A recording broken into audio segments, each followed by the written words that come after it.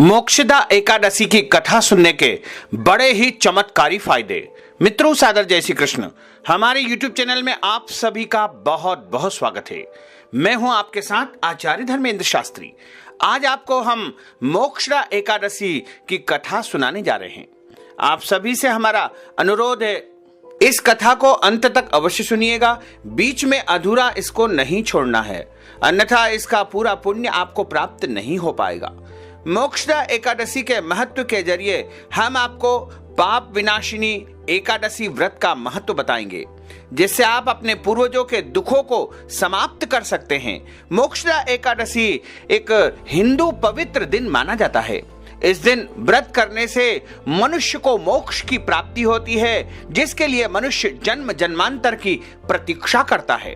मोक्षदा एकादशी की कथा सुनने मात्र से ही मनुष्य के सारे पाप दोष नष्ट हो जाते हैं और उसके जीवन की समस्त मनोकामनाएं पूर्ण हो जाती है।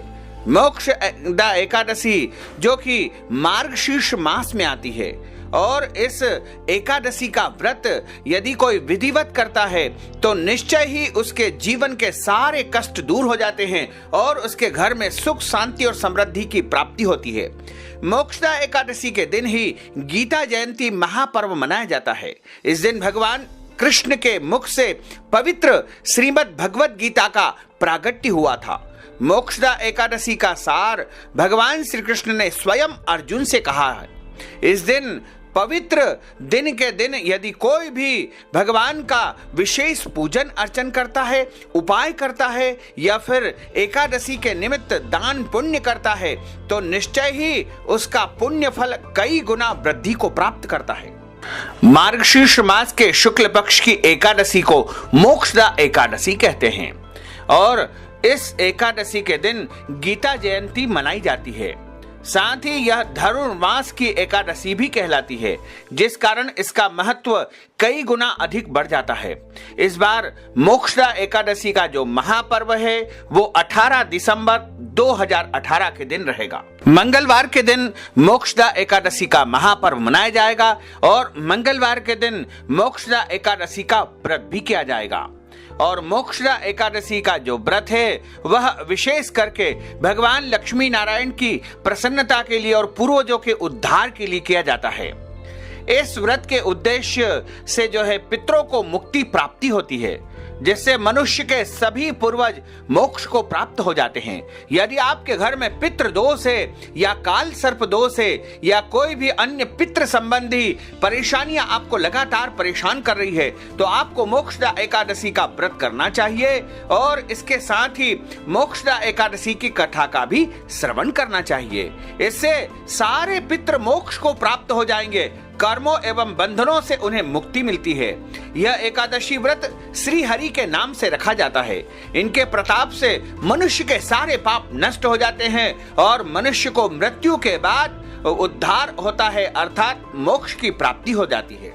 मोक्षदा एकादशी के दिन पूरे दिन उपवास रखा जाता है। इस दिन अन्न ग्रहण नहीं करना चाहिए और जो लोग व्रत नहीं करते हैं उन्हें चावल नहीं खाना चाहिए, घर में चावल नहीं बनाना चाहिए और चावल से निर्मित कोई भी वस्तु घर में एकादशी के दिन नहीं बननी चाहिए। और मोक्षदा एकादशी के दिन भगवान विष्णु के साथ में विष्णु स्वरूप दामोदर कृष्ण की पूजा भी की जाती है।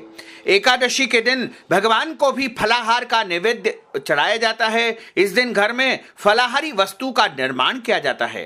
इस दिन सूर्योदय के पूर्व उठ करके स्नान किया जाता है। धूप दीप तुलसी पत्र से भगवान का पूजन अर्चन किया जाता है।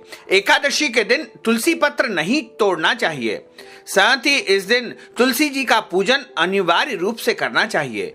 इस व्रत के पालन से पूरे कुटुंब को, पूरे परिवार को सुख शांति और समृद्धि प्राप्ति होती है। मोक्षदा एकादशी व्रत का महत्व धनुर्मास होने के कारण अधिक बढ़ जाता है। दक्षिणी भारत में इसका पालन पूरे धार्मिक रीति रिवाज और पूरे विधि विधान से किया जाता है।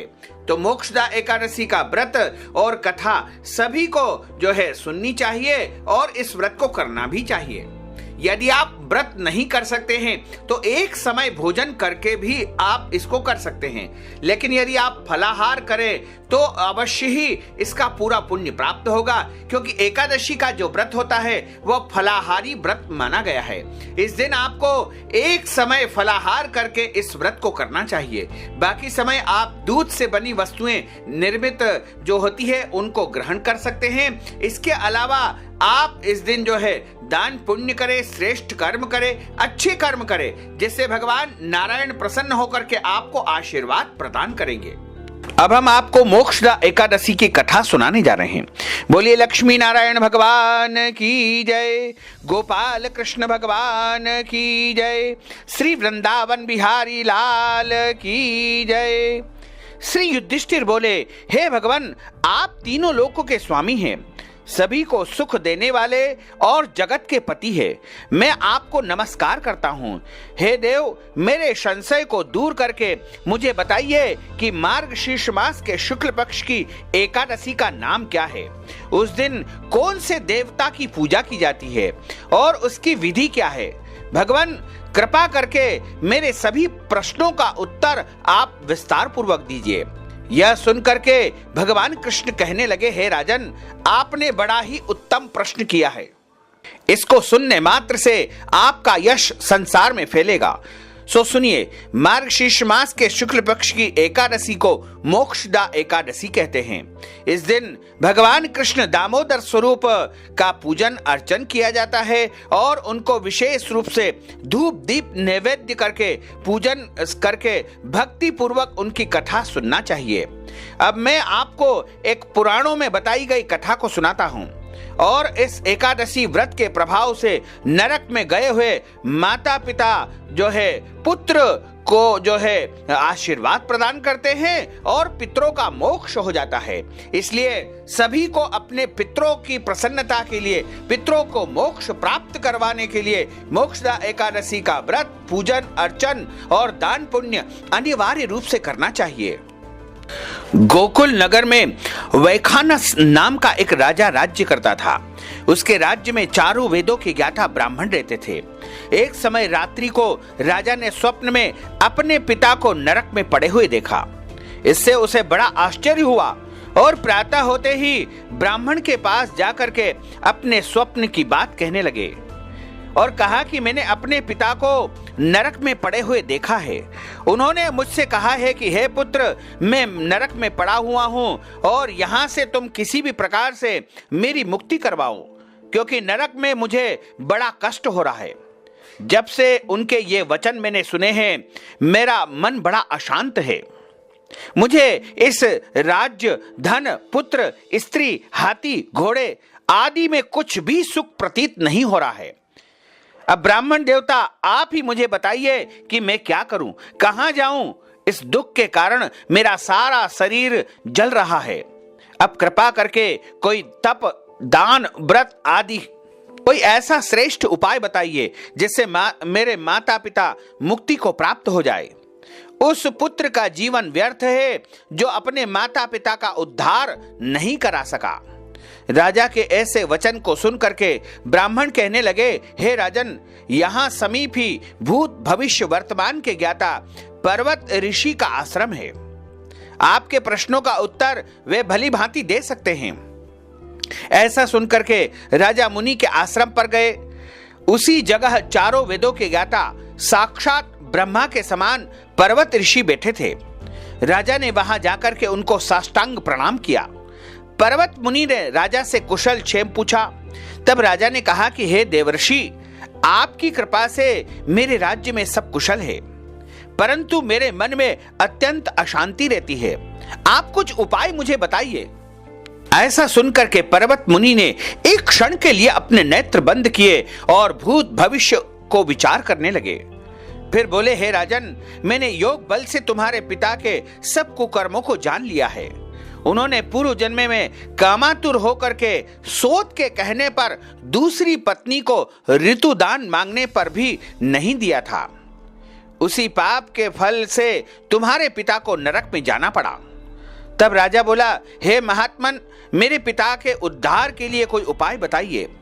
पर्वत मुनि बोले, हे राजन, आप मार्गशीर्ष मास के शुक्ल पक्ष की एकादशी का व्रत करो और उस व्रत के पुण्य से अपने पिता को जो है संकल्प करके सारा पुण्य उनको प्रदान कर देना। उस एकादशी के पुण्य के प्रभाव से ही तुम्हारे पिता को अवश्य ही मोक्ष प्राप्त हो जाएगा। मुनि के वचनों को सुनकर के राजा अपने महल में आया और कुटुंब सहित इस मोक्षदा एकादशी का व्रत उसने किया। इस व्रत के पुण्य प्रताप से राजा ने अपने पिता को सारा पुण्य अर्पण कर दिया और मन ही मन संकल्प किया कि मैं अपना मोक्षदा एकादशी का पूरा पुण्य अपने पिता को समर्पित करता हूं। उस पुण्य के प्रभाव से राजा के पिता को मोक्ष प्राप्त हो गया। वह स्वर्ग को जाते हुए अपने पुत्र से बोले, हे पुत्र, तेरा कल्याण हो। इस प्रकार मोक्षदा एकादशी के व्रत करने मात्र से राजा के पिता को स्वर्ग प्राप्त हो गया। मार्गशीर्ष मास के शुक्ल पक्ष की इस मोक्षदा एकादशी का जो कोई भी व्रत करता है उसके जन्म जन्मांतर के सारे पाप नष्ट हो जाते हैं और उसके पुण्यों का उदय होता है और उसके पूर्वज और वह स्वयं भी अंत समय में स्वर्ग लोक को प्राप्त होते हैं। इस व्रत से बढ़ करके मोक्ष देने वाला कोई और व्रत नहीं है। इस कथा को पढ़ने या सुनने से वाजपेयी यज्ञ का फल प्राप्त होता है और इस व्रत के दिन जो कोई भी भगवान श्री हरि नारायण का विशेष पूजन अर्चन करते हैं उन्हें निश्चय तौर पे सब कुछ प्राप्त हो जाता है जो भी वह चाहते हैं।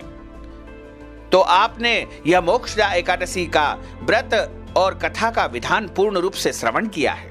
बोलिए श्री वृंदावन बिहारी लाल की जय, गोपाल कृष्ण भगवान की जय। अच्युतम केशवम राम नारायणम कृष्ण दामोदरम वासुदेवम हरे, श्रीधरम माधवम गोपिका वल्लभम श्री जानकी नायकम श्री रामचंद्रम भजे, जानकी मनोहरम सर्वलोक नायकम श्री शंकरादि सेवितम, पुण्य नाम कीर्तनम श्री राम राम राम राम राम नाम तायकम, रामा कृष्ण वासुदेवा भक्ति मुक्तिदायकम, रामा कृष्ण वासुदेवा भक्ति मुक्तिदायकम, रामा कृष्ण वासुदेवा भक्ति मुक्तिदायकम। बोलिए लक्ष्मी नारायण भगवान की जय, श्री वृंदावन बिहारी लाल की जय, गोपाल कृष्ण भगवान की जय। नमः पार्वती पतये, हर हर महादेव हर।